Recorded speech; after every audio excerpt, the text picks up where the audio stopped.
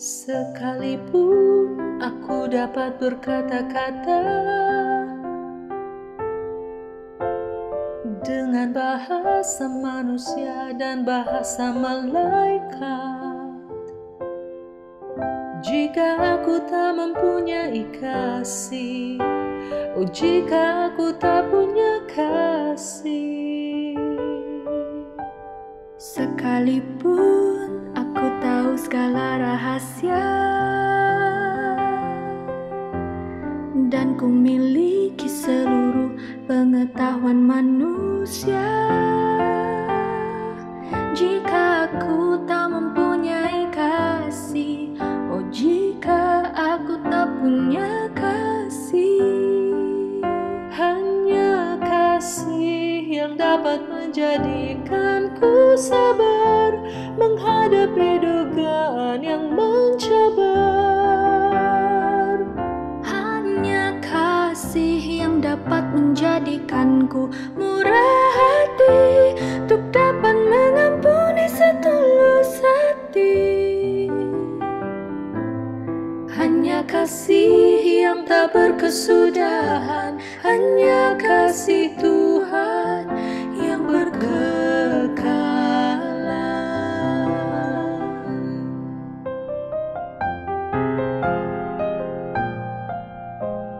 Sekalipun iman yang sempurna milikku dan ku berikan semua yang ada padaku, jika aku tak mempunyai kasih, oh jika aku tak punya kasih, hanya kasih yang dapat menjadikanku sabar menghadapi dugaan yang mencabar. Hanya kasih yang dapat menjadikanku murah hati untuk dapat mengampuni setulus hati. Hanya kasih yang tak berkesudahan, hanya kasih Tuhan yang berkekalan.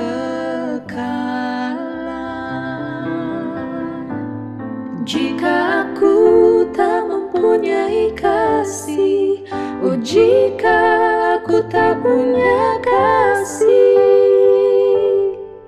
semuanya tak berarti bagiku.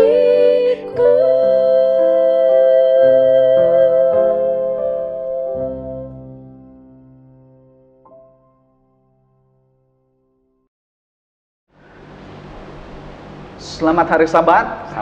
Selamat Hari Sabat semuanya. Sabat. Saya sangat bersuka cita untuk membawakan panel kita pada hari ini dengan ayat hafalan kita pada hari ini akan menjadi bahan diskusi kita pada hari ini. Langit menceritakan kemuliaan Allah dan cakrawala memberitakan pekerjaan tangannya. Mazmur 19 ayat 2. Ini menarik kita kepada sebuah judul atau tajuk di dalam diskusi sekolah sahabat kita pada hari ini, pendidikan dalam seni dan sains. Namun untuk segala sesuatu, untuk kasih mulai ini, mari kita sama-sama kita tunduk. Kita akan minta kesediaan saudara Jetland untuk berdoa. Mari kita bersama-sama dalam doa. Allah Bapa kami yang bersemayam dalam kerajaan syurga, saat ini ya Tuhan, kami mohon pimpinan, berkat, restu dari Tuhan, agar terus berserta dengan kami bila kami mendiskusikan pelajaran sekolah sahabat untuk sahabat ini, agar kami bisa memahami lebih jelas firman Tuhan itu sendiri. Terima kasih Tuhan sudah menyertai mendengar doa ini. Kami serahkan perkumpulan ini dalam nama Yesus, sudah menjadi penebus juru selamat kami. Amin. Amin. Terima kasih.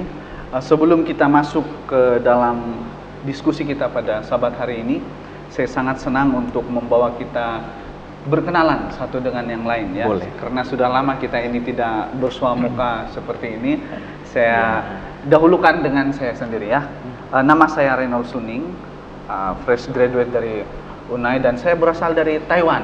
Itu bukan Taiwan di China, tapi Taiwan di sebelah Kota Marudu ini. Jadi Taiwan itu nanti kita bicarakan sama-sama supaya kalau mau melawat tinggal bilang. Oke, jadi saya Kita dahulukan di sebelah kanan atau sebelah kiri? Mana-mana. Oke, di sebelah kanan saya. Oke. Nama saya Jetlin Jos. Saya berasal dari Gereja Serinsim, Kota Marudu, dan fresh graduate dari AIU. Terima kasih. Seterusnya, Saya, oke. Nama saya Elbe Doasa dari Gereja Simpangan, juga fresh graduate dari UNAI. dari UNAI. Nama saya Ardi Dosi, berasal daripada Gereja SD Damai, dan saya juga salah satu daripada fresh graduate daripada AIU. Dan ya, inilah saya rasa itu satu perkara yang sangat bagus untuk dapat bersama-sama dengan kamu pada pagi ini. Terima kasih. Jadi saya ada terhidup bau-bau aura damai di sini. Ya, damai ya. Iya. Saya pun rasa damai. Iya. Ya. Puji Kalau- Tuhan. Kalau kau damai, saya juga damai. Shalom, selamat sahabat. Nama saya Enos Hitlor dari Gereja Bunsadan. Ya, Dari Gereja Bunsadan ya. Bunsadan. Iya. Juga dari UNAI. Karena Ah. saya lihat kita uniform kita sama. Ini baru beli nih. Oh iya ya. Oke, cukup. Oh ya, oke. Terima kasih. Terima kasih. Jadi pelajaran hari ini dengan judul kita Pendidikan dalam Seni dan Sains. Kebetulan saya sangat suka dengan seni sebenarnya. Kalau dari waktu tingkatan saya sangat suka dengan seni, dan yang menarik dalam seni ini bagi saya adalah seni ini sentiasa berkait rapat dengan berkait rapat dengan kreativitas. Harus kreatif, dan itulah seni. Dan kadang-kadang terlalu kreatif menyebabkan orang melihat kita ini sedikit berbeza dari yang lainnya. Seni kreatif itu juga dikaitkan dengan karya. Dari karya kita melihat, dan yang sering orang lain ini lihat dalam seni ini adalah seni adalah luahan perasaan. Kalau seninya seperti ini, perasaannya seperti ini, maka karyanya juga akan mengikuti seperti itu. Tapi kalau dalam sains ini saya sedikit mungkin kurang arif, tidak gagal juga dulu sains, tapi kurang arif dalam sains sebenarnya. Mungkin ada di antara panel di sini yang akan kasih sedikit ringkas tentang definisi sains ini. Boleh mungkin Saudara Ardi? Oke. Sains ini adalah satu kajian mengenai kebenaran yang ada di dalam dunia. Segala sesuatu itu terjadi atas perkara yang kita anggap atau panggil sebagai logik. Jadi sesuatu itu harus berlaku dan kita kaji bagaimana dia berlaku dan kenapa dia berlaku. Itulah yang kita panggilkan sebagai sains. Sesuatu yang kita kaji dan kita buktikan dan dia berhasil. Buktikan secara ilmiah. Ya. Ilmiah, ya betul sekali. Secara ilmiah. Jadi mungkin ada sedikit lagi pemahaman lain sebelum kita masuk ke dalam main point kita hari ini. Mungkin sudah cukup. Iya, sudah cukup ya. Sudah cukup. Jadi terima kasih. Iya, saya baru menambahkan sedikit ya. Ini tentang sains. Dan pada hari ini fokus kita adalah kita akan melihat prinsip yang terlibat bagaimana sebenarnya supaya kita boleh mengajar seni dan sains, tapi di dalam perspektif Kristen dan pandangan dunia. Namun yang kita akan diskusikan hari ini, soalan mendasar yang saya dapati di sini adalah apakah penekanan Alkitab tentang sains dan seni? Apakah penekanan Alkitab tentang sains dan seni?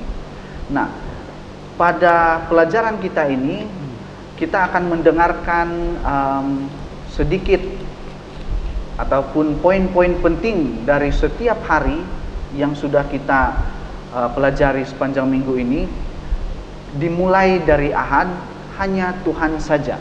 Jadi saya serahkan kepada Saudara Enos untuk mengeluarkan poin penting di dalam Ahad ini. Silakan. Terima kasih moderator. Hanya Tuhan saja, atau di dalam bahasa Indonesia Allah sendiri. Nah, berbicara mengenai Allah sendiri, saya teringat satu lagu yang bilang begini. Di dalam lagu Sion itu dia bilang, kasih Allah tak terbilang, lidah tak dapat uraikan, lebih tinggi dari bintang, lebih dalam dari lautan. Nah, betul. kasih Allah, berbicara Allah sendiri ataupun hanya Tuhan saja, kita katakan bahwa Allah itu adalah kasih. Sesungguhnya memang benar bahwa Allah itu adalah kasih. Nah, karena Dia kasih, maka Dia ciptakan dunia ini. Tuhan adalah Sang Pencipta. Dia cipta langit dan bumi, kuasa dan kasih-Nya dapat tampak di dalam alam yang Dia ciptakan. Di setiap ciptaannya ada bukti tentang Tuhan yang hidup, berkuasa dan penuh kasih.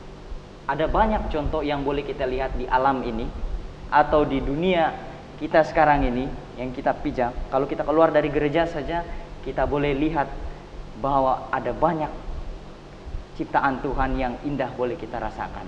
Mungkin kalau kita keluar dari gereja, kita tengok ada banyak tumbuh-tumbuhan. Itu memang manusia yang tanam. Tapi yang cipta itu adalah Tuhan.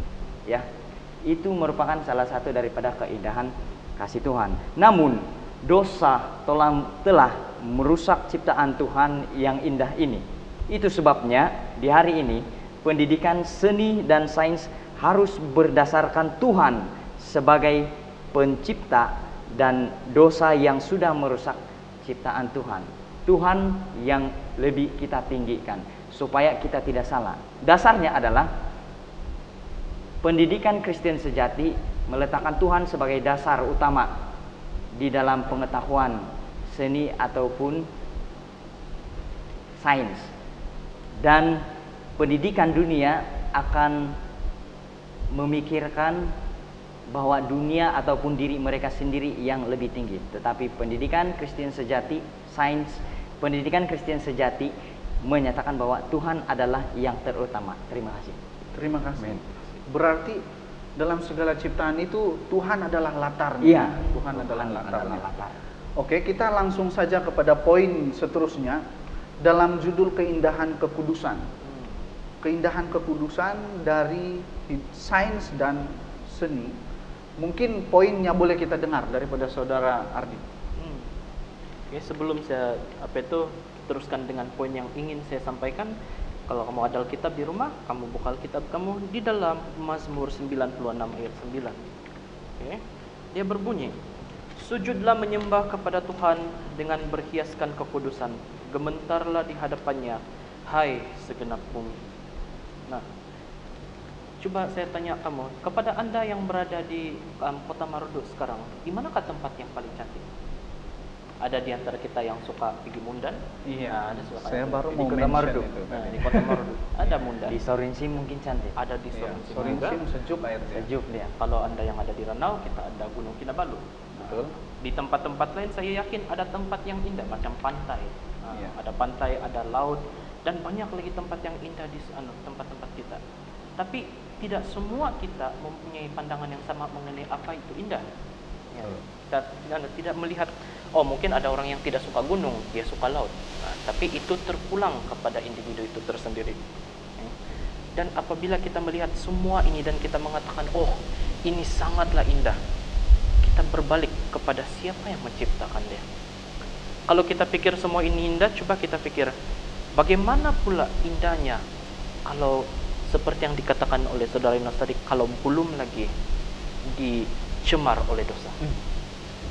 Kalau belum dicemar oleh dosa, kamu rasa tempat ini akan jauh lebih indah kan? Tidakkah kamu rasa yang Gunung Kinabalu dia bukan setakat itu saja, dia mungkin sesuatu yang jauh lebih indah.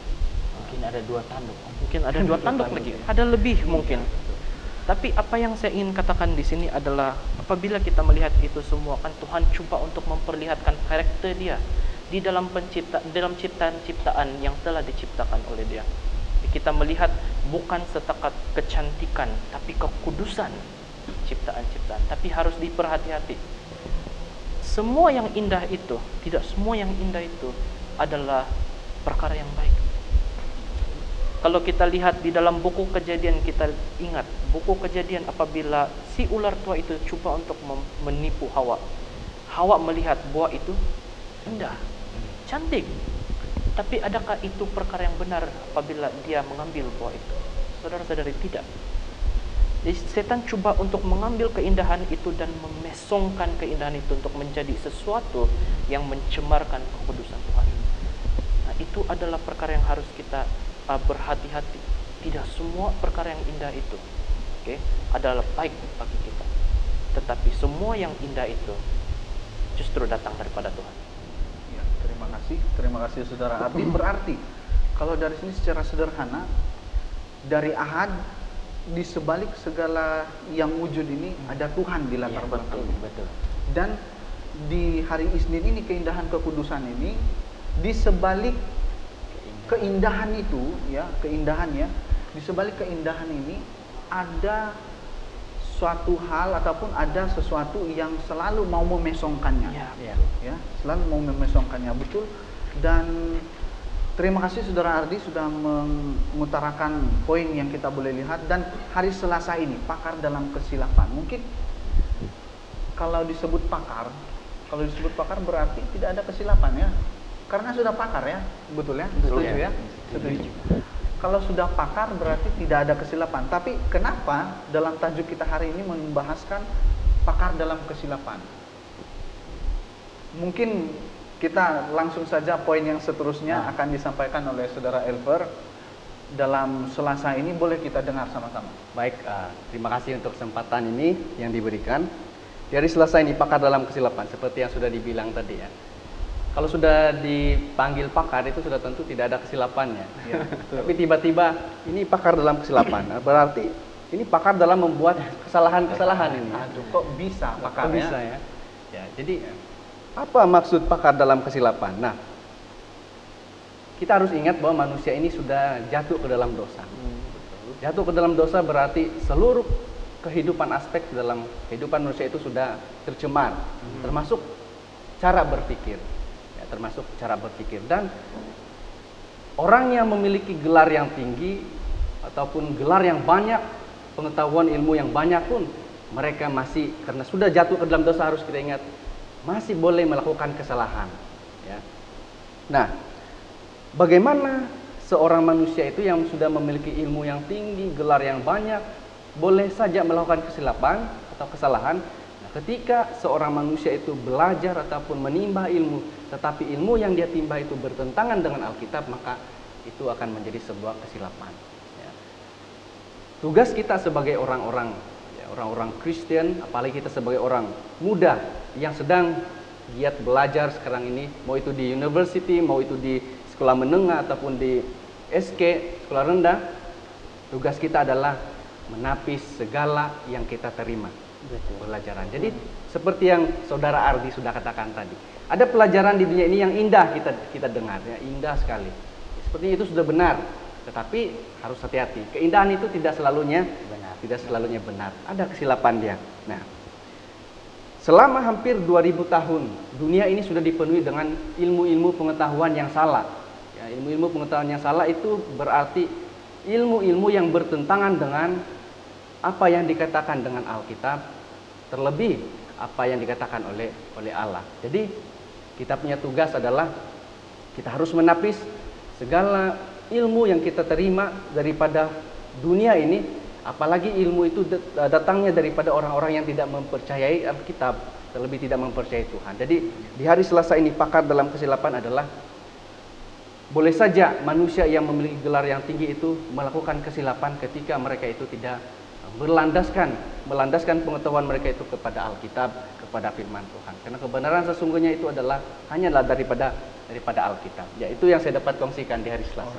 Terima kasih. Berarti pakar tidak semestinya dia betul. Pakar tidak semestinya dia betul. Oh, sama juga. Ada pepatah yang bilang betul tidak semestinya benar. Tetapi kalau sudah benar, sudah tentu dia betul. Yes. Terima kasih. Dalam hari Rabu ini, kebodohan dan kebijaksanaan, sedikit ya dalam Rabu ini. Kebodohan dan kebijaksanaan, apa artinya ataupun apa sebenarnya yang sedang didiskusikan sehingga dia menarik sebuah judul kebodohan dan kebijaksanaan? Karena ini kan dalam seni dan sains ya. Mungkin ada sesuatu yang mungkin kita harus diskusikan yang penting di sini. Mungkin poinnya boleh dikasih oleh Saudara Jetland. Terima kasih moderator. Oke, pada hari Rabu ini kita melihat fokus dia kepada kebodohan dan kebijaksanaan. Jadi ini membawa kita kembali kepada Alkitab. Jadi Alkitab ini sangat jelas menunjukkan perbandingan antara kebodohan dan juga kebijaksanaan. Jadi kita akan lihat contohnya dalam buku Amsal, khususnya Amsal 1 ayat 10, Amsal 4 ayat 14 hingga 19, dan juga 1 Yohanes 2 ayat 15 hingga 17. Kamu boleh ingat itu, di mana semua ayat-ayat tadi itu dia memfokuskan kepada hal-hal yang harus kita hindari dalam kehidupan harian kita ataupun kehidupan kita pada saat ini. Nah, ini menarik kita kembali kepada pimpinan ataupun kepada ajaran Alkitab, di mana Tuhan itu mau menjelaskan sesuatu yang unik buat anak-anak ataupun umat manusia pada zaman sekarang, yaitu kembali kepada Dia dan juga mencari kebijaksanaan dari Tuhan sendiri dan bukan dari dunia ini. Dan kita harus menghargai apa yang Tuhan sudah sediakan dan sudah berikan buat kita. Jadi itu ada sedikit info daripada tajuk kebodohan dan kebijaksanaan dalam topik hari Rabu ini. Oke, terima kasih. Terima kasih Saudara Jetlin yang sudah memberikan kita satu poin ya, poin yang mungkin boleh kita pikirkan. Kebodohan dan kebijaksanaan. Seperti yang saya katakan tadi, bahwa satu yang kita tarik tadi adalah yang betul tidak semestinya benar. Yang benar sudah semestinya betul. Apa yang betul dan apa yang benar. Nah, bila saya berbalik, saya berpikir-pikir sebenarnya. Bila saya berbalik, ketika saya memikirkan seni, sebuah alam yang luas ini, dari mana asalnya rumput? Dari mana asalnya pohon? Dari mana asalnya air? Bagaimana air ini terjadi? Kalau kita lihat di dalam penyelidikan sains, ini banyak sekali teori sebenarnya. Banyak sekali teori. Saya tidak perlu sentuh yang mungkin tidak pernah kita dengar, tapi yang pernah kita dengar adalah teori Big Bang, kejadian seperti bagaimana terjadinya bumi ini, planet-planet ya, dari letusan bintang, dan ada lagi yang mengutarakan evolusi manusia ini dari monyet, ya. Tetapi air bagaimana terjadi? Dari mana ya air? Kan tanah bagaimana terjadi? Dari mana asalnya? Nah, kita akan dapat ajarkan semua ini dengan baik jika kita mempertimbangkan hati nurani. Hati nurani mempertimbangkan hati Tuhan yang mencipta kita, yang namun kita sebagai manusia ini telah merusakannya. Mungkin bagaimana sebenarnya, bagaimana supaya kita punya bagaimana kita kasih tahu supaya orang punya pemahaman ini, mereka boleh terima ataupun boleh berpikir bahwa Tuhan adalah latar belakang dari segala ini. Mungkin Saudara Enos ataupun panel yang lain ya, mungkin kita utamakan. Saudara Enos boleh kasih masukan tentang pertanyaan ini. Terima kasih. Nah, kalau berbicara mau meyakinkan orang atau meyakinkan orang yang belum kenal Tuhan ini bahwa Tuhan adalah dasar pada segala sesuatu, mungkin ada 3 tipe orang kita jumpa macam ini. Pertama, orang itu adalah orang yang betul-betul tidak percaya, tidak tahu siapa Tuhan, yang mengaku diri tidak tahu kepada Tuhan. Mungkin tipe orang kedua ini dia tahu Tuhan, dia tahu adanya Tuhan, tapi dia sengaja tidak mau ikut jalan Tuhan. Itu sebab dia tanya gitu kan. Dan tipe orang ketiga adalah orang yang benar-benar bingung. Dia dalam keadaan dilema. Berarti dia masih ragu-ragu. Ya, gitu kan. Ya. Nah, jadi bagaimana? Contohnya kita sebagai orang muda ya, bagaimana kita mau meyakinkan mereka bahwa Tuhan itu adalah dasar daripada segala sesuatunya? Nah, kalau menjawab pertanyaan itu, kita boleh yakinkan bahwa kamu harus percaya Tuhan terlebih dahulu. Itu yang pertama. Yang pertama, kalau kamu tidak percaya Tuhan itu, kalau kamu percaya bahwa Tuhan itu ada, barulah kita boleh teruskan cerita lebih panjang. Tapi kalau kamu benar tidak tahu, kalau kamu benar tidak tahu Tuhan itu ada, kemudian kamu mau belajar, kita boleh teruskan mengajar mereka. Tapi kalau dia tidak tahu, kemudian dia tidak mau belajar dan tidak mau tahu tentang Tuhan, berarti itu susah. Kan? Bagaimana kita mau ajar orang bermain bola kalau dia tidak mau belajar main bola?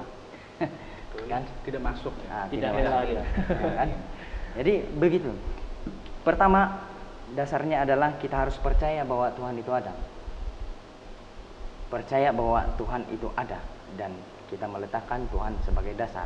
Itu kedua, kita boleh ceritakan bagi mereka yang dalam keadaan dua situasi ini, yang mau belajar dan yang tidak tahu. Kita boleh beritahukan mereka bahwa coba kita lihat alam sekeliling. Alam sekeliling boleh mengajar kita tentang Tuhan, keberadaan Tuhan. Itulah sebab dikatakan oleh Paulus di dalam Roma 8 ayat 1 Roma 1 ayat 18 hingga 21 mengatakan bahwa kamu tidak boleh berdalih bahwa tidak ada Tuhan, mesti ada Tuhan. Mazmur juga katakan, Mazmur di dalam ayat hafalan kita tadi 19 ayat 2. 19 ayat 2 bahwa alam, langit, bumi menceritakan tentang Allah. Tidak boleh kita sangkal bahwa Tuhan itu tidak ada. Tuhan itu ada. Cuma kita yang tidak sadar, cuma kita yang tidak dapat merasakan. Iya, betul juga. Ada istilah mungkin begini kan, Tuhan itu seperti apa? Angin. Kita tidak dapat lihat angin, tapi kita boleh rasa angin itu macam mana. Nah, jadi kalau dalam hal itu perlunya kita doa pribadi. Pertama, kita singkatkan ya. Pertama, untuk membantu teman-teman kita bahwa Tuhan itu adalah dasar dari segala sesuatu. Pertama, harus percaya kepada Tuhan. Kedua, kita harus melihat keadaan sekeliling atau bermeditasi bahwa sebenarnya di alam sekeliling juga mengajarkan kita bahwa adanya Tuhan. Terima kasih. Terima kasih. Mungkin nanti ada sambungan ini di Kamis. Iya. Karena Kamis dia berbicara tentang bagaimana Tuhan menjawab Ayub. Mungkin nanti boleh kita di sana. Tapi ada lagi soalan yang bermain. Soalan yang bermain di dalam diskusi kita. Kan kita semua ini adalah remaja, belia-belia Tuhan yang menjadi tulang belakang dari gereja. Namun ada dua hal yang mungkin kita boleh perhatikan tentang kekudusan ini. Kudus memang indah kan? Indah, sangat indah kudus itu. Tapi bagaimana sebenarnya kekudusan ini ataupun keindahan kekudusan ini berkait rapat dengan seni dan sains. Seni dan sains yang kita mau ajarkan. Karena kita tidak akan berhenti belajar. Betul, selagi kita masih hidup, kita tidak akan pernah berhenti belajar. Pembelajaran adalah seumur hidup ya. Jadi setiap hari benda yang baru, setiap hari boleh kita pelajari. Nah, saya ada pertanyaan lagi. Lanjut pertanyaan ya. Dari apa hubung kait antara seni dan sains dan juga kekudusan ini? Kekudusan. Jadi apa hubung kait antara kekudusan dan seni juga sains ini? Jadi kita kan belajar ya, kita belajar. Jadi dalam seni dan sains, macam mana kita menerapkan kekudusan dalam seni dan sains, begitulah kurang lebih seperti itu. Mungkin saudara Aldi boleh bagi pencerahan tentang ini. Iya, terima kasih moderator. Pada pendapat saya apabila saya menjalani kehidupan ini selama 26 tahun sudah, saya sentiasa tertanya akan kewujudan saya, akan nilai diri saya, dan saya mula merasakan yang kenapa saya wujud pada mulanya. Kenapa saya wujud? Dan sebagai seorang remaja, pada masa dahulu, apabila saya belajar, saya tertanya-tanya kenapa segala sesuatu terjadi seperti mana yang kita ada sekarang. Kenapa kita ada benda yang dipanggil gravity, kenapa kita ada benda yang dipanggil haba, dan sains sudah sains sudah membuktikan dari mana datang dia semua ini. Tetapi sebelum itu dibuktikan, adakah asal dia yang lagi jauh? Susah kita mau tahu apakah sebenarnya tenaga ini. Pernah dengar perkataan tenaga? Tenaga kinetik, tenaga kimia, semua haba pun sejenis tenaga juga. Tapi dari mana datangnya tenaga? Dia katakan tenaga itu tidak dapat dihancurkan, tidak akan pernah lenyap. Tapi dari mana datang dia? Ada? Tidak ada. Tidak tahu dari mana. Pertanyaan yang mendasar, hebat nih pertanyaan. Gravity, saintis mengatakan yang kalau gravity ini sedikit lebih kuat, kita semua akan jatuh. Kita semua akan fall flat. Rata. Tidak gunung. Kalau suhu matahari itu lebih panas sedikit, ataupun orbit kita di mana kita berputar nih terpelencong sedikit saja, kita akan mati, kita akan pupus. Dan benda yang lebih kecil, saintis juga mengatakan kalau kita tidak ada lebah, manusia tidak akan hidup lebih daripada 10 tahun. Jadi, siapakah di sebalik semua fenomena ini yang menciptakan segala sesuatu di dalam bentuk yang sangat terperinci, sehingga kalau ada satu elemen yang hilang atau ada satu elemen yang terkurang sedikit pun, semua akan musnah. Dan bila saya terfikir balik, wah, pencipta kita adalah seseorang yang sangat detail, hebat. Dia tidak pernah ada apa-apa yang lebih daripada dia.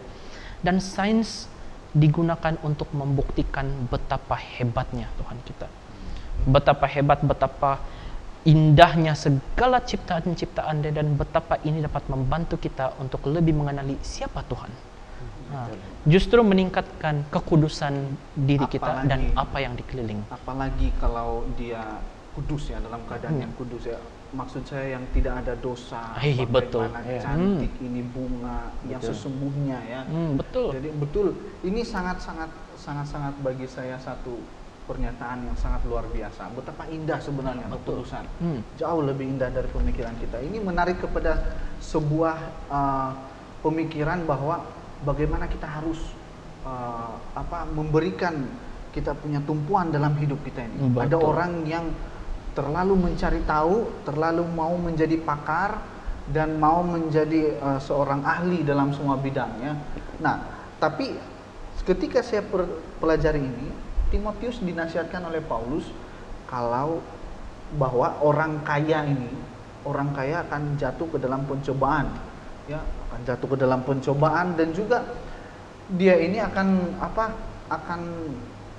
macam contoh dia orangnya akan jatuh. Jadi maukah?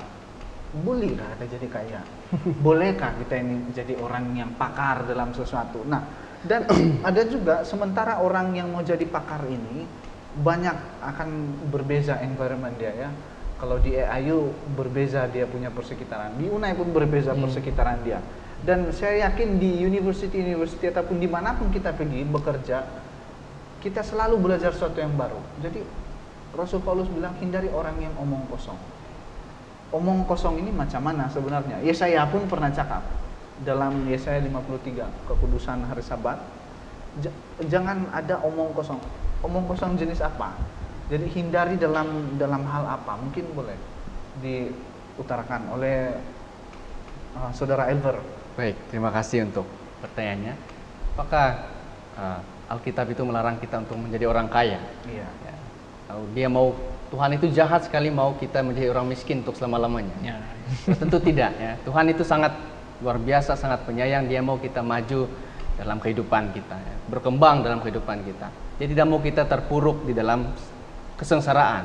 Kalau dibilang orang kaya itu jatuh ke dalam dosa, orang miskin pun bahkan jatuh dalam dosa. Contoh dia miskin, tidak ada duit, dia lapar, dia lihat ada mangga orang, lalu dia umpan, dia curi. Sudah berdosa mencuri.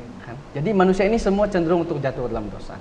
Cuma sini dikatakan Paulus sedang memberitahu kepada Timotius tentang apa fokus utama kehidupan orang Kristen. Ya, Apa fokus utama kehidupan sebagai seorang pengikut Tuhan, apalagi kita sebagai orang muda, terlebih juga kepada orang tua. Apa fokus kita kepada anak-anak kita, ataupun apa fokus kita dalam kehidupan kita. Nah, kalau kita baca di pasal yang ke-6 ayat yang ke-9, ke-10, 11, 12 ini, di sana Paulus memberitahu kepada kita. Sebelum itu saya memberitahu bahwa tajuk daripada subjudul pasal yang ke-6 ini adalah mengenai penyakit bersilat kata dan mengenai cinta uang. Paulus katakan orang yang menginginkan kekayaan itu cenderung untuk jatuh ke dalam dosa. Kenapa? Karena akar daripada segala kejahatan itu adalah uang. Cinta akan uang. Cinta akan uang. Ya. Berarti Paulus sedang menegaskan di sini bahwa fokus utama kita bukan duit, bukan kehidupan kemuliaan di dunia. Betul. Lalu apa fokus utama dia? Nah, Paulus menjawabkan juga di dalam suratnya di ayat yang ke-11 dan 12. Kalau kita baca di sana, saya suka untuk bacakan. Ayat yang ke-11, tetapi engkau hai manusia Allah, ketahuilah, jauhilah semuanya itu. Itulah tadi yang dikatakan ada pesilat kata dan juga cinta akan uang. Ya, jauhilah semua itu, kejarlah keadilan, kejarlah ibadah, kejarlah kesetiaan, kejarlah kasih, kesabaran dan juga kelemah lembutan. Kira-kira kalau saya mau bertanya, kata-kata seperti ini Paulus pernah berkata ini sebelum ini. Di ayat roh. Itu di Galatia 5. Di Korintus lagi. Di Korintus juga ada, ya. 1 Korintus 13 ya. Maksud Paulus di sini adalah fokus utama kita sebagai orang Kristen adalah menghidupkan buah-buah roh. Betul. Ya, menghidupkan buah-buah roh. Kita membangunkan kehidupan rohani yang sebenar. Ya. Di ayat 12 juga Paulus katakan bertanding dalam pertandingan iman yang benar dan rebutlah hidup yang kekal. Ya. Paulus memberitahu kepada Timotius juga kepada kita pada saat ini, kita sekarang berada dalam pertandingan iman yang benar. Ya, berjalan dalam pertandingan iman. Tapi ingat, pertandingan iman ini bukan selfish, bukan sendiri-sendiri mau nomor 1. Ya, kalau kita perhatikan dalam pertandingan iman ini tidak ada istilah 1, 2 dan 3. Tapi hanya ada satu istilah, yaitu pemenang saja. Pemenang itu mereka yang sudah dapat menghabiskan sampai ke garis penamat satu perlombaan, itulah pemenang. Jadi Paulus katakan kalau kamu menang dalam kehidupan kerohanian kamu, dalam menghidupkan kehidupan rohani, buah-buah roh itu, maka kamu akan mendapat hadiah itu hidup yang kekal. Apakah salah untuk saya menjadi seorang yang kaya ataupun memiliki visi yang di depan? Tidak salah. Ya, dalam kehidupan Kristen tidak salah. Tetapi bukanlah itu fokus utama kehidupan kita. Fokus utama kita adalah kehidupan rohani. Dan tadi dikatakan omong kosong. Apa itu omong kosong? Kalau kita pelajari di dalam Yesaya tadi tentang hari Sabat, tidak boleh berkata omong kosong, maka boleh kita samakan artinya di dalam Paulus katakan ini di dalam ayat yang ke-20 pasal yang ke-6, hai Timotius, peliharalah apa yang telah dipersiapkan kepadamu, hindarilah omong yang kosong dan yang tidak suci, yang bertentangan dan pertentangan yang berasal dari apa yang disebut pengetahuan. Omong kosong di sini Paulus sedang memberitahu kepada kita bahwa hindari percakapan ataupun ya kata-kata yang tidak membangun. Apalagi terutama sekali membangun. Ini kan konteks dia membangun kehidupan kerohanian. Apalagi percakapan yang tidak membangun kerohanian kita, itu janganlah kita ucapkan. Ya. Janganlah kita ucapkan. Apalagi yang merosotkan. Yang tidak suci itulah yang merosotkan pemikiran ataupun merosotkan iman kita. Yang mungkin saja kita menganggap itu sebuah pengetahuan, tetapi sebenarnya itu salah. Kembali lagi, kita kembali ke pelajaran kita bahwa bukan semua pelajaran dunia itu kalau itu bertentangan dengan Alkitab, sudah semestinya itu adalah satu yang salah. Jadi kita harus hindari itu. Jadi sebagai orang muda, sebagai orang Kristen, hati-hati tentang apa fokus utama kehidupan kita. Ya, fokus utama kehidupan kita adalah menghidupkan kehidupan rohani, berjalan dalam pertandingan iman, menang dalam pertandingan tersebut dan mendapat hadiah hidup yang kekal. Amin. Amin. Jadi sebaliknya kita harus jadi contoh ya. Boleh kaya, tapi harus kita tahu kita itu fokus utama kita apa. Oke? Jadi ini menarik kita kepada satu lagi persoalan. persoalan. Bilang mama saya dulu-dulu lagi, Puyung, bijak-bijak kau cari kawan. Kalau kau pelajari sesuatu, bijak-bijak kau untuk digest itu sama ada itu betul ataupun tidak. Kan macam kita punya yang kita cakap tadi, yang betul tidak semestinya benar, yang benar sudah tentu dia betul. Jadi mungkin di dalam pembelajaran kita ini ataupun waktu kita mengajar ini, apa sebenarnya yang harus anak muda ini ketahui tentang seni dan juga sains, ya, apa yang mereka harus pegang supaya mereka ini tidak jatuh kepada sebuah pemikiran yang meragukan Tuhan dan seterusnya akan meninggalkan Tuhan. Kan? Kebanyakan ya, tidak saya bilang semua, tapi kebanyakan orang yang terlalu obses tentang seni dan sains ini kebanyakan meragukan Tuhan dan cenderung meninggalkan Tuhan. Jadi mungkin apa yang boleh kita bekalkan kepada anak-anak muda ini, Saudara Jetland mungkin boleh. Terima kasih. Oke, itu sangat menarik di mana sudah disentuh tadi sebagai ada satu hubungan ataupun mencari teman, di mana dalam buku Amsal 1 tadi mengatakan bahwa kalau seseorang itu berkawan dengan seseorang yang bebal, semestinya dia akan terjerumus kepada situasi yang tidak baik, yang bebal juga. Oke. Bila kita sampai ke topik ini tidak lari kepada bagaimana kita zaman sekarang. Ramai yang belajar di luar sana, sama ada institusi keagamaan maupun bukan keagamaan, tapi asas itu harus ada. Dan di sana kita belajar tentang seni dan sains. Jadi di sini kita dapat melihat bahwa pelajar-pelajar mempelajari seni dan sains ini boleh saja mencapai impian mereka, cita-cita mereka dengan kemampuan mereka sendiri. Begitu juga dibantu dengan guru-guru di kelas ataupun subjek tersebut, di mana guru-guru itu harus meyakinkan pelajar-pelajar dia untuk mempercayai apa yang diajarkan itu supaya pelajar itu boleh pas dalam peperiksaan. Tapi kita kembali kepada perspektif Alkitabiah. Apa yang Alkitab katakan dengan semua pengetahuan yang dikatakan seperti Saudara Elba tadi. Tidak semua pengetahuan ini membawa kepada Tuhan. Jadi di sini ada satu petikan yang menarik, di mana dalam perspektif Kristen, apa gunanya pengetahuan, termasuk pembelajaran kita, dimanapun kita berada, apapun pekerjaan, apapun kelas, apapun level kita. Apa guna semua itu kalau itu tidak dapat membezakan tentang sesuatu yang benar dan salah? Dan apa gunanya pengetahuan itu kalau itu tidak dapat membezakan antara yang baik dan yang jahat, dan juga membezakan kebenaran dan kesalahan? Nah, ini adalah perspektif Kristen. Nah, jadi saya mau membuka mindah kita lagi, di mana apa yang harus kita lakukan sebagai umat-umat Advent ataupun Kristen pada saat ini. Apa yang harus kita lakukan sebagai orang-orang yang menimba pengetahuan. Nah, kita pergi melihat sejarah orang-orang yang bijak pandai, yang tersohor. Kita anggap mereka ini yang terunggul di dunia. Kita melihat sejarah mereka pun itu tidak dapat disamakan dengan orang-orang yang mempunyai kehidupan yang bermoral tinggi dan jujur. Nah, jadi saya mau tambah lagi soalan itu, mau membuka mindah kita. Adakah semua pengetahuan yang dianggap baik itu menghasilkan buah yang baik? Nah, dalam situasi kita banyak nasihat.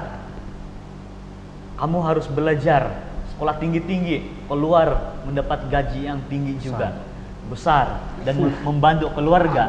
Iya, betul itu. Itu banyak nasihat seperti itu. Itu tidak ada masalah sebenarnya. Tapi kita dapat melihat bahwa orang-orang yang tersohor, yang sudah maju mempunyai pendidikan tinggi, tidak keluar dari konteks kita mengenai sains dan juga seni, di mana saintis lah yang kita pandang pertama. Saintis ini tergolong sebagai mereka yang bijak pandai, mencipta segala sesuatu seperti nuklir, bom musnah besar-besaran. Adakah semua ini membawa kepada kebaikan?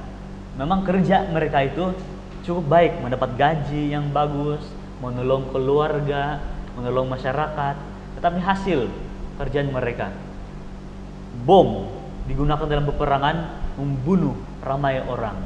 Tapi itu adalah hasilnya. Dan kita dapat melihat juga bagaimana situasi manusia yang sangat dipengaruhi, mau menjadi bijak, pandai, tersohor, dikenali ramai, itu membawa kepada kejatuhan. Dalam perspektif Alkitab, kita harus mengetahui apa yang Tuhan inginkan dalam kehidupan kita. Nah, dalam Amsal 1 ayat 7, saya hanya mengatakan bahwa permulaan pengetahuan itu adalah takut akan Tuhan. Tapi orang bodoh ataupun orang bebal, dia menghina hikmat dan pendidikan, yaitu firman Tuhan ini sendiri yang sudah terlebih dahulu wujud sebelum para saintis mulai beroperasi di dunia ini. Amin. Nah, jadi itu sedikit info yang mungkin saya boleh kongsikan pada saat ini. Terima kasih. Sangat-sangat bagi saya ini ada satu lagi pepatah baru yang saya dapat. Apakah itu? Yang enak, yang siok, kalau kita punya bahasa Sabah, yang siok itu bukan selalunya benar. Tapi yang benar selalu siok. Ya kan? Selalu baik. Jadi ini menarik kita kepada keraguan Ayub. Ya. Kalau kita boleh baca di dalam Ayub ke-38, pasal ke-38, ini semua adalah jawaban Tuhan kepada Ayub. Dimana kalau kita kasih ringkas cerita Ayub ini, kan dia kehilangan segala sesuatu yang dia punya, termasuk dia punya anak, ternakan dia, harta dia, semua segala sesuatu. Malah dia sakit dan istrinya meninggalkan dia kan. Istrinya bawa dia untuk meninggalkan Tuhan lagi. Tetapi Ayub, kalau saya di dalam situasi ini, saya pun bertanya, saya pun berhak ragu kan. Mana kau ketika saya dalam keadaan begini? Ya kan? Sedangkan cinta pun, di mana kau ketika saya dalam keadaan galau? Ya, anak-anak muda ya, begitu ya, anak-anak muda. Tetapi apa jawaban Tuhan kepada Ayub? Mungkin ada yang mau kasih tanggapan tentang, ada di antara panel yang mau kasih tanggapan tentang apa sebenarnya inti dari jawaban Tuhan sebenarnya sama Ayub ini. Apa sebenarnya? Mungkin saudara Ardi ataupun saudara Jetland, juga Enos dan Elver, mungkin ada yang kita terfikir ya. Apa di sebalik jawaban Tuhan kepada Ayub? Mungkin saudara Jetland ada yang dipikir-pikirkan dari tadi, dia tinggal saya ini macam ada yang dia mau cakap tentang Ayub ini. Macam ada utang. Terima kasih ya. Bila kita melihat tentang cerita Ayub ini sangat menarik. Nah, dan kita dapat melihat juga bagaimana Ayub dalam bab sebelumnya, Ayub 25, 12, ataupun di mana bab sebelum Ayub 38 ini, Ayub mula merasa ragu, ataupun dia hampir, kita boleh dikatakan situasi kita hampir saja terpesong.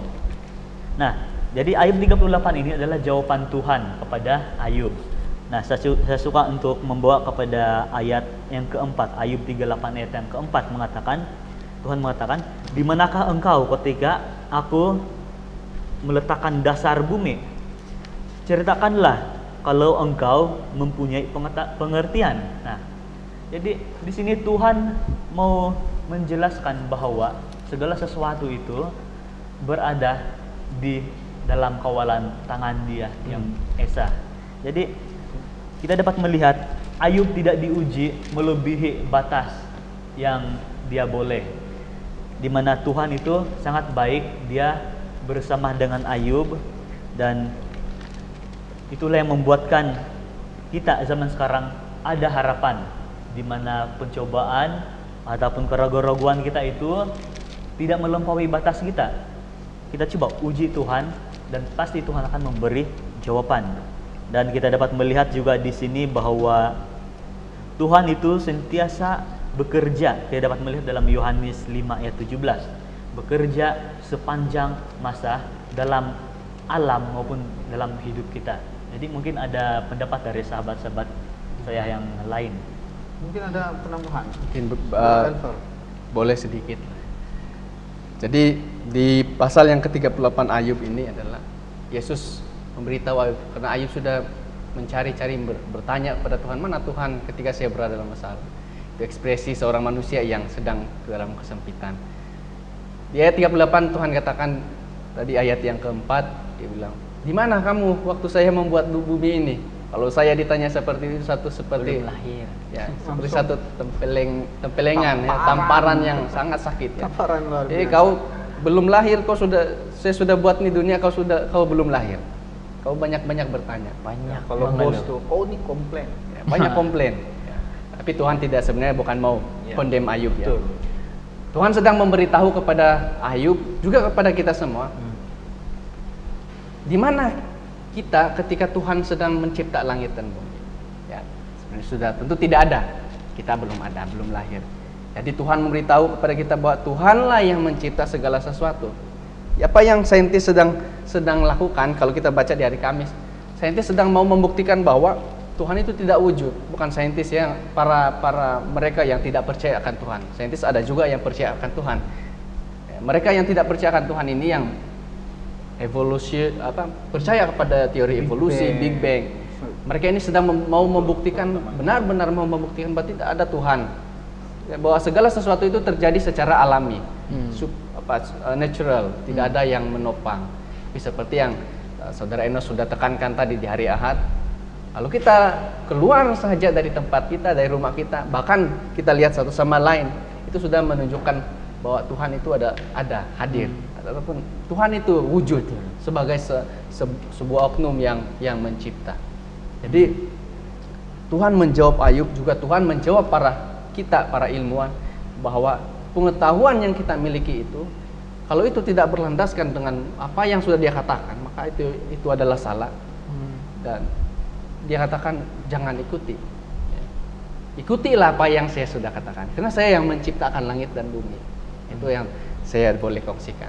Betul. Terima kasih. Mungkin satu penambahan pendek lagi dari apa yang saudara Jetlin sudah bagi tahu tadi. Dalam Ayub 38, salah satu daripada message secara pribadi yang saya lihat di sana adalah apabila Ayub komplain, selain daripada Tuhan menjawab kepada Ayub, dia juga ingin mengatakan kepada kita semua yang ada di bumi sekarang, sayalah pencipta segala sesuatu. Di segala-gala perkara yang ada di keliling kamu itu, saya ada di sana. Bukan setakat ada di sana, tapi saya ada di sana untuk kamu. Ini keindahan dan kekudusan ini saya ciptakan supaya kamu itu terjaga. Jadi Tuhan ingin juga Ayub ingat, sebelum ada segala sesuatu terjadi, saya sudah bersedia untuk kamu. Semua ini Tuhan bikin seimbang. Iya, betul. God is in control gitu Yes, ya. betul. God is in control. Mungkin dalam ini ada pertanyaan saya tentang seputar hal ini. Bagaimana ini, Saudara Enos? Apakah salah? Apakah salah kita ini? Apakah salah kita ini meragukan, komplain? Tuhan, bagaimana ini Tuhan? Kok bisa jadi seperti ini kalau begitu ya? Kok bully jadi macam ini? Kan? Jadi, Bully. Salah kah kita komplain? Macam mana? Dosa kah? Saudara Enos boleh menjawab. Dosa kah itu Baik, kita terima sama kasih. Tuhan? Kalau begitu kita coba lihat dulu definisi. Kalau ditanya komplain itu dosa atau tidak, kita harus lihat kita. Bagaimana ini ya? Apa sebenarnya definisi berdosa ini sebenarnya? Dosa itu adalah pelanggaran terhadap hukum Allah. Jadi setiap kali kita melanggar hukum Allah, maka kita akan berdosa. Pelanggaran hukum Allah ini kita boleh simpulkan dari segi perbuatan kita, pemikiran kita, bahkan perkataan kita yang kita ucapkan. Itulah sebab ada disebut di sana, omong kosong itu tidak baik. Nah, berbicara mengenai keluhan, kalau saya mengeluh, apakah saya berdosa? Apa arti sebenarnya daripada mengeluh? Kalau saya tuduhan Iya. perasaan dong. Ya. Kalau mengeluh ini betul, terima kasih. Sorry saya potong. Tidak apa juga. Kalau mengeluh ini kita meluahkan isi hati kita kepada siapa saja, sama kepada orang yang terbabit. Jadi saya mengeluh karena saya merasakan ini. Apakah itu sudah berdosa? Menurut saya tergantung apa keluhan kamu. Ya. Tapi kalau di posisi Ayub, dia tidak berdosa seingat saya. Karena Ayub mengeluh dan akhirnya kita coba baca di Ayub 42. Saya senang baca ini. Oleh sebab itu 42 ayat 6. Oleh sebab itu aku mencabut perkataanku dan dengan kesal menyesal aku duduk dalam debu dan abu.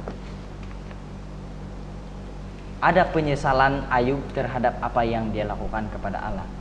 Kalau kita lihat Ayub pasal yang pertama, dia ini dikatakan Tuhan sendiri bahwa dia adalah orang saleh, jujur. Kan? Bukan kita yang katakan itu, tapi Tuhan yang katakan. It means dalam hal itu kalau kita komplain kepada Tuhan, kita tengok apa jenis komplain yang kita luahkan kepada Tuhan, ya. Jangan sampai kita berdosa kalau kita mengucapkan satu kata-kata. Tetapi kalau kita merasa kita luahkan sesuatu apa yang kita rasakan, itu tidak berdosa menurut saya dan menurut Alkitab juga. Terima kasih. Terima kasih. Sangat-sangat. Iya ya. Mungkin ketika kita komplain itu dia lihat juga mungkin ya, nanti setelah kita komplain apa kita bikin. Apakah kita tarik balik, apakah kita tetap setia gitu ya. Mungkin dalam pelajaran hari Kamis ini kita boleh lihat bahwa Tuhan sedang menyampaikan sesuatu sama Ayub. Dan seterusnya Ayub mengerti dan Ayub bilang, saya cabut perkataan saya. Rupanya segala sesuatu Tuhan sudah kasih nyata sama saya. Tapi ketika kita lihat dalam situasi kemanusiaan pada zaman hari ini, mungkin ada sesuatu yang kita boleh pelajari daripada Ayub. Ada sesuatu yang boleh kita pelajari daripada Ayub. Saya kira dari seorang daripada kita ataupun setiap satu daripada kita ada refleksi berbeza mengenai Ayub ini. Mungkin saudara Jetlen boleh kasih tahu apa yang saudara Jetlen boleh tarik daripada situasi Ayub kepada situasi kehidupan kita sementara kita mempelajari seni, sains dan segala yang ada di muka bumi ini. Mungkin boleh. Terima kasih. Jadi kita kembali kepada hari Kamis ini, kita dapat melihat bagaimana saintis yang tidak percaya ini ya, mereka mengkaji, dan bila mereka mendapati sesuatu yang mereka kaji itu, mereka tidak mendapat hasil, mereka susah untuk mereka mau membuktikan. Contohnya seperti tentang asal usul. Jadi mereka mulai menggunakan kebijaksanaan mereka sendiri, menggunakan teori mereka sendiri. Jadi ini tidak jauh bezanya dengan situasi kita zaman sekarang, seperti zaman Ayub juga, di mana Ayub komplain, tapi Ayub menarik kembali dan kembali kepada Tuhan. Tadi saintis, bila sesuatu yang dia tidak dapat kaji itu, sepatutnya dia boleh serahkan itu adalah hasil daripada kuasa Tuhan yang tidak sukar untuk kita pahami. Dan begitu juga hidup kita. Jika sesuatu yang berlaku dalam hidup kita itu sukar untuk kita pahami, kita boleh serahkan sepenuhnya kepada Tuhan, biar Tuhan yang bersama kita, membantu kita untuk menyelesaikan masalah itu. Nah, saintis ini bukan menyerahkan kepada Tuhan, malah dia mengatakan bahwa itu adalah hasil daripada Big Bang atau adalah teori-teori. Mereka merujuk kepada diri mereka sendiri, bukan kepada Tuhan. Jadi sebagai orang muda zaman sekarang, apa yang harus kita lakukan sebagai umat-umat percaya? Kita harus kembali kepada Tuhan. Jangan memandai-mandai dalam diri kita sendiri. Betul. Terima kasih. Luar biasa. Mungkin ada daripada saudara Elver. Sudah dikatakan sebenarnya tadi ya. Kalau sudah ketahuan salah, ngaku saja salah. Jangan benar-benarkan lagi yang salah. Dengan alasan. Jangan banyak alasan. Mungkin dari saudara Ardi. Ya, saya sangat setuju dengan apa yang sudah dikatakan tadi. Saya sangat setuju kalau kita menyerahkan saja seluruh hidup kita kepada Tuhan, ada banyak benda yang kita elak daripada stres. Nah, kita cuma kasih lepas saja kepada Tuhan. Tapi tidak berarti bila kita lepas itu kita lepas tangan juga, tidak. Kita kena ada usaha juga. Seperti yang sudah dikatakan tadi, jangan bilang kita komplain tapi kita duduk diam saja. Itu makanan tidak masuk mulut itu. Saya lapar tapi duduk. Duduk saja. Masuk mulut. Oke. Saudara Enos.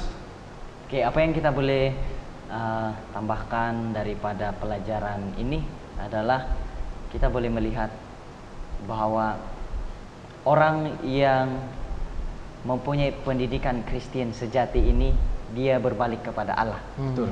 Jadi pendidikannya itu berbalik kepada Allah, bersandar sepenuhnya kepada Allah. Tetapi orang yang berpendidikan dunia akan bersandar pada diri sendiri. Ya, itu yang kita boleh pelajari. Terima kasih. Terima kasih. Saya kira kita boleh buka di dalam Amsal 3 ayat 5. Amsal 3 ayat 5, semua orang sudah arif dengan hal ini sebenarnya. Dalam pendidikan sains seni dan sains ini sebenarnya kita dasarkan sama Tuhan. Amin. Dasarkan sama Tuhan. Karena pandai-pandai pun kita tidak akan tahu bagaimana batu itu, dari mana udara itu, ya. Bagaimanapun kita sampai sekarang dan selamanya kita tidak akan pernah mengerti bagaimana latar kehidupan kita. Tapi serahkan sama Tuhan. Saya suka untuk baca Amsal 3 ayat 5 ini sebagai kesimpulan yang boleh kita tarik daripada seni sains yang kita pelajari ini. Dalam Amsal 3 ayat 5 mengatakan, percayalah kepada Tuhan dengan segenap hatimu dan janganlah bersandar kepada pengertianmu sendiri. Amin. Jangan pernah bersandar sama pengertian manusia sahaja, melainkan Tuhan adalah latar belakang dari segala sesuatu yang kita pelajari dari dunia ini. Amin. Kembali Mazmur 19 ayat 2. Langit menceritakan kemuliaan Allah dan cakrawala memberitakan pekerjaan tangannya. Tuhan luar biasa, Tuhan selalu memberkati kita. Amin. Marilah kita sentiasa berada dalam jalan Tuhan. Kita minta Saudara Enos untuk memimpin kita dalam doa tutup sekolah sahabat kita, pembelajaran sekolah sahabat kita pada sahabat hari ini. Silakan. Mari kita berdoa. Ya Tuhan kami yang bertakhta di sorga, terima kasih Tuhan, hari ini kami sudah belajar suatu pelajaran yang sangat berharga. Biarlah pelajaran ini bukan hanya bermain di minda kami, tetapi kami aplikasikan ini semua dalam kehidupan kami. Biar kami layak disebut anak-anak-Mu yang sejati. Terima kasih Tuhan, memberkati dimanapun kami berada. Yang sedang mendengar, biarlah kiranya Tuhan memberkati mereka juga. Yang tidak sempat bersama dengan kami, Tuhan juga memberkati mereka dengan hal yang sama. Inilah doa pengharapan kami Tuhan. Dalam nama Yesus kami mengucap syukur. Amin. Amin.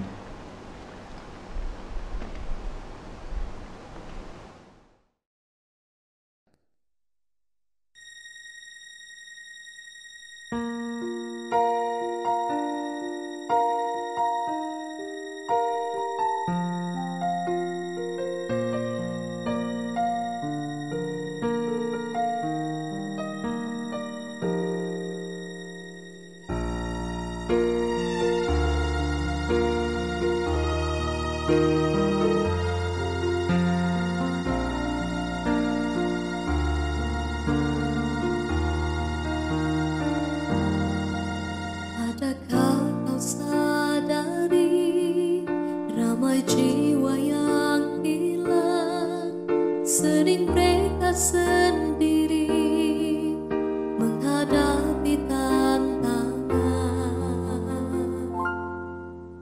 Tuhan pasti melihat dan Ia juga